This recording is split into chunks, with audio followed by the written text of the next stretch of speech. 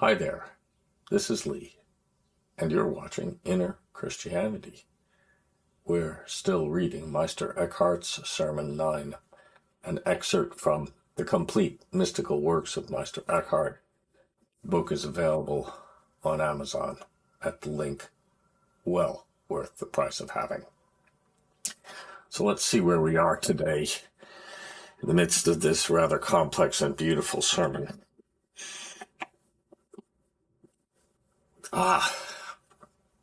We're at a place where he begins to talk about virtue, will, and the rational mind. And for a change, I'll just give us a preface here about where we're going with that. Virtue in its own way is the essence of goodness.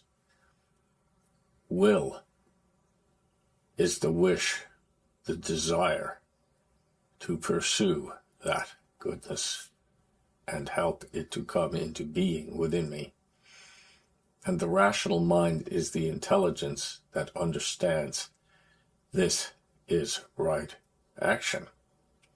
So we have the body, the material, which is the good, the will which seeks it, and the rational mind which understands that this is a real aim within myself, not just an idea, but a material aim.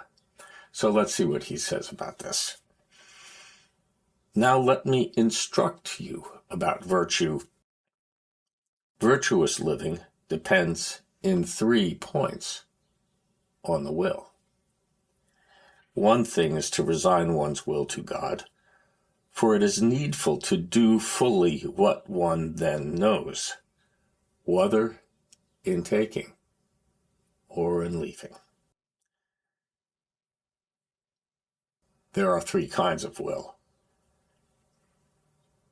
The first is sensible will. The second is rational will.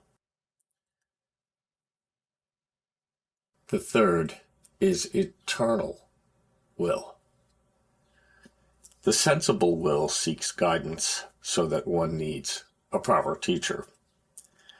The rational will means following in the footsteps of Jesus Christ and the saints, that is, so that words, deeds, and way of life are alike directed to the highest end.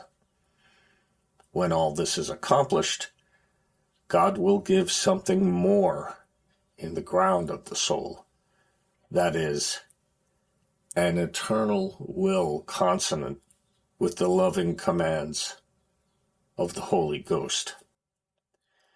Then the soul says, Lord, tell me what thy eternal will is. And then, if she has satisfied the condition we have just mentioned, and if God so pleases, the Father will speak his eternal word into the soul. Well, this may sound like a series of tasks and actions and thoughts and feelings we encounter and undertake outside of ourselves as we act and work in life. And yet everything he's discussing here is an inner action in the search of the soul